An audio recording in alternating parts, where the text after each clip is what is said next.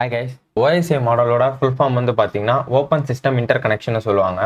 இதை வந்து 1977ல் இன்டர்நேஷனல் ஸ்டாண்டர்ட் ஆர்கனைசேஷனால் டெவலப் பண்ணப்பட்டது. இது ஆக்சுவலி வந்துட்டு ஒரு ரெஃபரன்ஸ் மாடல் தான், அதாவது தியரிட்டிக்கல் மாடல் தான். இது ப்ராக்டிக்கலாக எங்கேயுமே இம்ப்ளிமெண்ட் பண்ண மாட்டாங்க. ஸோ இதில் 7 லேயர்ஸ் இருக்குது.